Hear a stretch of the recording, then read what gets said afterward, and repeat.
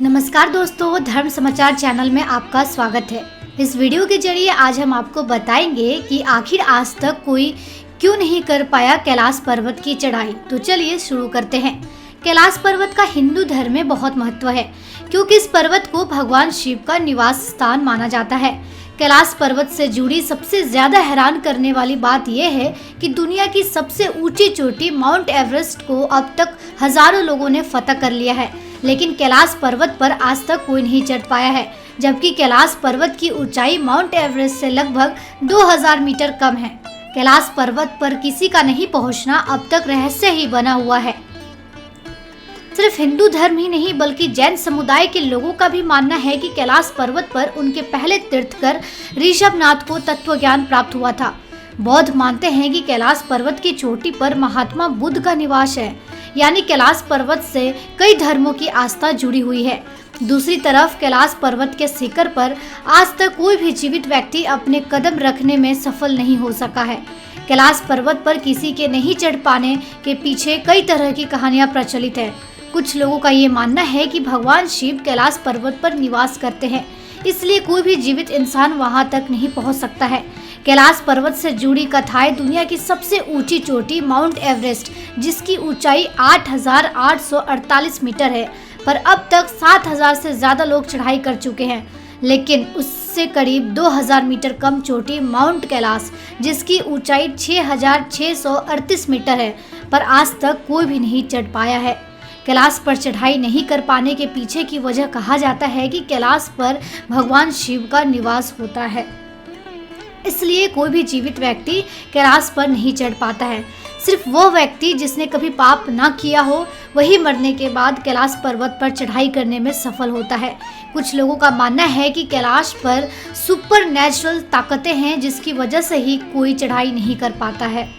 Mount Kailash पर चढ़ाई करने में असफलता के कारण ढूंढने से पहले जो पर्वतारोही यहाँ चढ़ाई करने आए, उन्होंने बताया था कि कैलाश की चढ़ाई काफ़ी मुश्किल भरी है।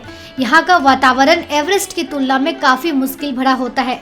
जिन व्यक्तियों ने जबरदस्ती चढ़ाई करने का प्रयास किया, या तो उनसे संपर्क टूट गया या फिर उनकी मृत्यु हो गई। कैलाश पर्वत पर चढ़ाई करने का प्रयास करने वाले पर्वतारोहियों को काफ़ी दिशा भ्रम होता है। कैलाश पर्वत के पास पहुंचते ही कुछ पर्वतारोहियों के दिल की धड़कन बढ़ जाती है, उन्हें कमजोरी महसूस होने लगती है।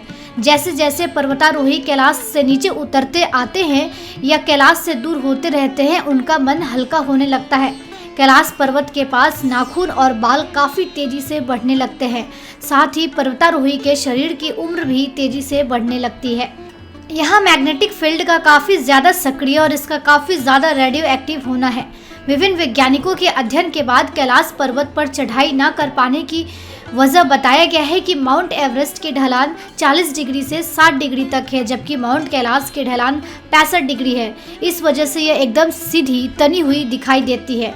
1999 में रूसी वैज्ञानिकों का एक समूह लगभग 1 महीने तक कैलाश के नीचे रही और उन्होंने इसके आकार के बारे में शोध किया। वैज्ञानिकों का मानना है कि किसी भी आम पहाड़ की तरह कैलाश 3 कोना नहीं बल्कि चौकोर एक पिरामिड की तरह है।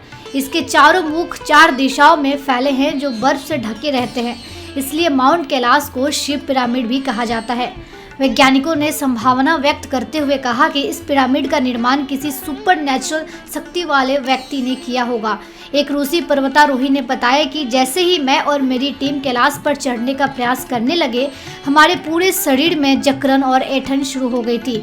हमारा सिर भारी होने लगा था। इसकी वजह माउंट कैलाश पर अति सक्रिय मैग्नेटिक फील्ड का होना माना जाता है। जैसे जैसे माउंट कैलाश से वह नीचे उतरने लगे और कैलाश से उनकी दूरी बढ़ने लगी, उन पर मैग्नेटिक फील्ड का असर भी कम होने लगा। कुछ पर्वतारोहियों ने माउंट कैलाश पर दिशा भ्रम होने की बात कही। इसकी वजह भी अति सक्रिय मैग्नेटिक फील्ड का होना है, जिस वजह से न सिर्फ दिमाग पर असर पड़ता है बल्कि कंपास भी ठीक से काम नहीं कर पाता है। माउंट कैलाश को भारत, तिब्बती और दुनिया के तमाम देशों के लोग पवित्र स्थान मानते हैं, इसलिए चीन ने कैलाश पर्वत पर चढ़ाई करने पर पूरी तरह से रोक लगा दी है। आखिरी बार कैलाश पर चढ़ाई करने की कोशिश 18 साल पहले साल 2001 में की गई थी और हर बार की तरह उस बार भी कैलाश पर्वत पर चढ़ाई कर पाने में कोई सफल नहीं हो पाया था। हालांकि कहा जाता है कि 20 के दशक में वर्ष 1928 में बौद्ध भिक्षु मिलारेपा कैलाश की चढ़ाई को पूरी करने में सफल हो पाए थे। वह इस रहस्यमयी पर्वत पर चढ़ाई कर जिंदा वापस लौटने वाले दुनिया के पहले व अभी तक एकमात्र इंसान हैं। हालांकि उन्होंने दुनिया के सामने इस बारे में कभी भी ज्यादा कुछ नहीं बताया था। हालांकि कैलाश पर्वत की चढ़ाई पर फिलहाल पूरी तरह से रोक लगी हुई है, क्योंकि भारत और तिब्बत समेत दुनिया भर के लोगों का मानना है कि यह पर्वत एक पवित्र स्थान है, इसलिए इस पर किसी को भी चढ़ाई नहीं करने देना चाहिए।